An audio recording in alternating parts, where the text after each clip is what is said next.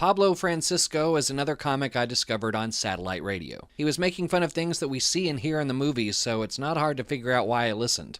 Pop culture finds its way into Pablo's routines often, and it all comes with impersonations of everyone from Arnold Schwarzenegger to the Allstate "Are You in Good Hands" guy. His Comedy Central special called Ouch remains one of the network's most requested shows to put back on the air. It's now on DVD, along with his most recent release called They Put It Out There. He, like John Caparulo, has been on The Tonight Show. Pablo has also made appearances on Mad TV, The Howard Stern Show, and Frank Caliendo's Frank TV. One of the things I love about his routines is they're always full of energy, and you never know when an impersonation like Don LaFontaine's going to come out. I was able to sit down and talk to Pablo when he made his way out to my neck of the woods, performing at the Addison Improv. Here's our discussion. Pablo, thank you so much for taking time to be on the Critic Show today. The Critic Show this summer has Critic written all over it. Yes, sir, it does. Starring you today. Starring me. That's right. So where do you think you got your sense of humor from? I think I got my sense of humor from my dad. My dad was like, we always get it from one of our family members. So your dad's like, what is going on, son? What is happening? What's the deal? So my dad's like the movie previews guy, but Latino. ¿Qué pasa? Get ready this summer, my son, mijo. So you get it from, and you also get it from people at television. You watch Benny Hill. Love Benny Hill. Yeah. Watch Benny Hill, and some channels like Saturday Night Live. You watch from the old ones. That's where usually I get it from, and that's where it came from. So it starts with your dad, and then after that, it morphs in from other places like Saturday Night Live. Oh yeah, it morphs from. Basically, what you want to do is like. You always have your funny neighbors and stuff, right?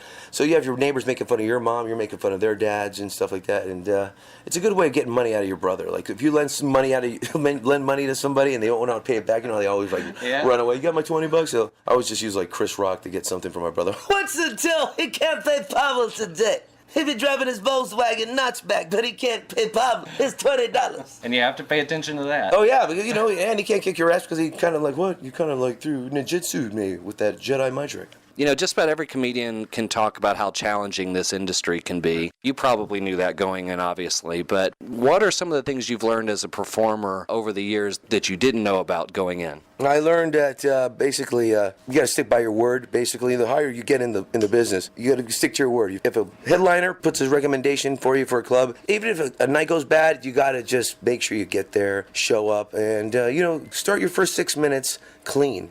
You don't go to someone's parents and go, hey, how the heck are you?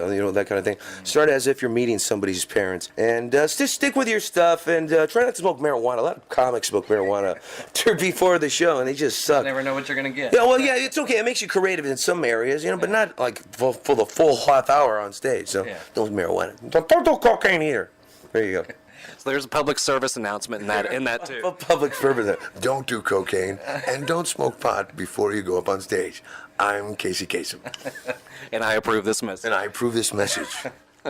One of the things I love about comics that have been doing this for a while and as successful as you've been is there's always a couple of stories that have taken place at a club or something that they'll never forget, just some bizarre thing that took place that you either learned something from or you'll just never forget. Do you have a couple of those? I have, there was one time I was doing a show in Fort Lauderdale, and it was a third show. And 3 shows is a lot, they say, but no, it's fun because you can make it your own show. You can your own editor and director. We was working on a door deal, so there's a lot of money involved as well. I get up on the 3rd show, and these people, it's 4 tables put together, and there's a bunch of Samoan people and from Miami and stuff. And one guy was in the front row getting pissed off because I was doing Indian accent. I was going, how are you? What do you? And he goes, and he's drunk. Hey, you better shut up. You better not do that. And I go, hey, man, it's okay. Have a vinegar and water or something, right? Yeah. He's like, no, man. I go, hey, listen, I'm not saying anything derogatory about Indian people. Are you Indian? He goes, no. And I go, oh, he's drunk. He's all drunk, but this big fat guy drinking like the house champagne. He goes, Pablo, man, come on, be cool with that dude, man. Be cool with that. He's a friend of ours. I go, no problem. So I continue the show, and he starts now cussing me, F word, this, there, and that. And then his girlfriend gets up and starts trying to throw a drink on me.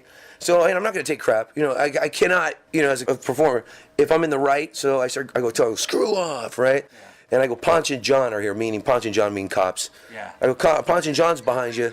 Right, and I go, listen, bro, and all of a sudden, he starts getting a little crazy, right, and I go, listen, and the big fat guy gets up, and the whole table starts going after me, right? Over the accent? The over Indian accent, and I go, listen, dude, get the guy vinegar water, you need a Special Olympics hugger, right? Next thing you know, man, The cops come, and they start fighting the cops. And they're lined up, all of them lined up. And while I'm doing my show, so they pull him out, and the goalie guy, it almost gets away, is the big fat guy. He sneaks back in the showroom. And I go, what are you back again, huh? The cops are out there reading your rights?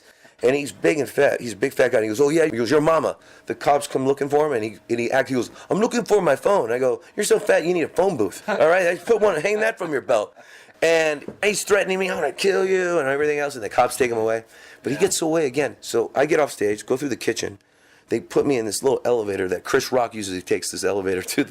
I take the elevator down. Yeah. I go, man. And they go, yeah, man, they're really pissed off. A lot of people want to get you. And the door opens, the elevator doors, and guess who's there? It's the big fat guy. But his back is to me, and he's talking to the two girls, and I just sneak right behind him and get away. So that was my crazy story. Well, that was a night to remember. That was a night. Did you go back to that club? Yes, I did. The next night I went back, and we had security. Yeah, I bet you did.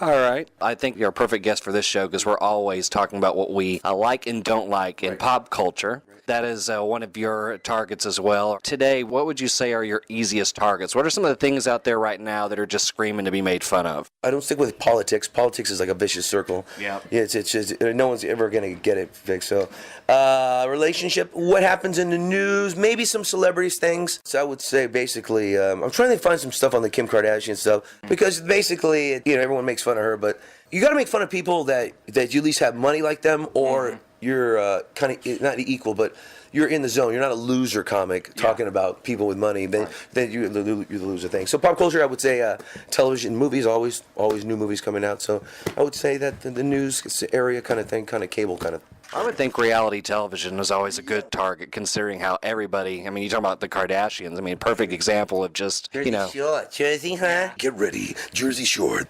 I can't believe that Snooki, Cookie. That's Jersey Shore. Come on, how you doing? It's so funny. It's okay to say it's reality TV after you've done all the episodes. You do a lot of great, as you've been doing already, some impersonations. Thank you very much. And enjoy those, and especially the late, great Don LaFontaine. And obviously he's one of your favorites, but what are some of your other favorite impersonations that you get to do on stage? Michael J. Fox is a good one, because a lot of pop culture right now, a lot of actors and stuff don't have that certain thing that singles them out from everything else. Everyone's pretty much the same. So Michael J. Talk. Oh, Mallory? That one's a good one. Shia LaBeouf, there you go. That's the face one. Shia LaBeouf, he's like, really like this? She kind of shaky Ironside. Well, get ready.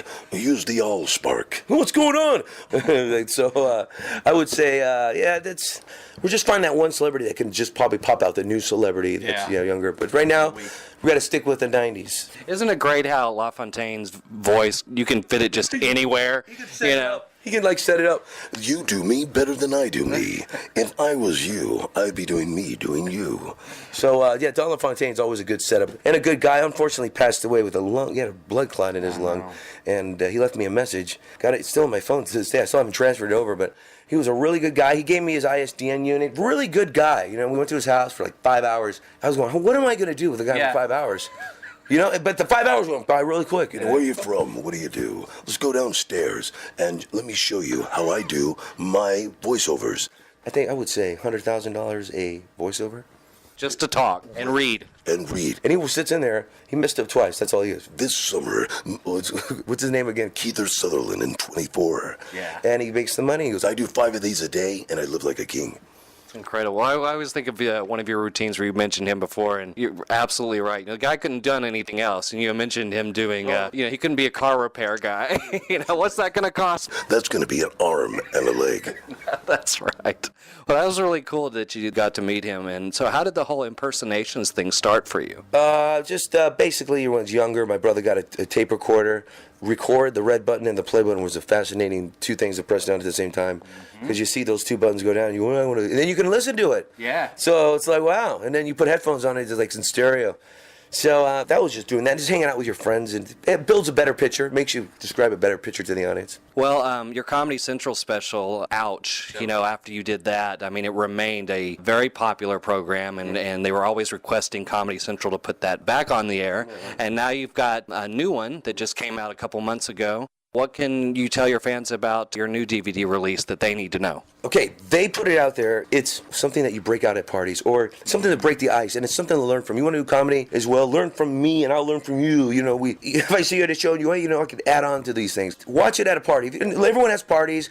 Break it out for 10 minutes. Break it out for 15 minutes. You don't have to watch the whole thing, but there's joke after joke. It's just pumping, and that's what it's for. Other comedians, they have their DVDs, and it's boring. You're going to watch him talk about something, and then he's going to bring up the topic. Then he won't be able to blow it up, man. So this one's blowing it up. It's making fun of people. You know, the ShamWow guy, that guy looks like he farted and kept the face. Well, that's very cool. Well, we'll look forward to that, and we'll let everybody know exactly how they can go about getting it. Of course, they can get it on your website and Amazon and all the places you get DVDs. Go down to Amazon or go to the store and get it, bring it to the show, and I'll sign it, and it'll be all in good hands with Allstate. All right, well, Pablo Francisco, it's a pleasure to talk to you, sir. Thank you so much for taking the time to be on the show with us today. Thank you very much, and, support your troops. Well, for more on Pablo Francisco, including his tour and DVDs like Ouch and They Put It Out There, go to pablofrancisco.com. I'll take the Allstate guy. That guy, that's one brother. That's one big bouncer. Are you in good hands? Are you in good hands with Allstate, state stand of Allstate? Are you in good hands? That guy just wants your business. Here at Allstate, stand of Allstate, are you in good hands? I have my hand in my pocket. I'm very conservative. How you doing? Are you in good hands? You could die if you don't get insurance from State Allstate, stand Allstate, state. You get cookies and bonuses with... Are you in good hands?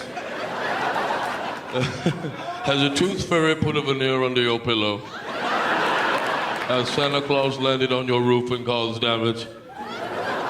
Did you miss the pop-up fly ball during the softball game when the sun was in your eyes and screwed it up for the whole team?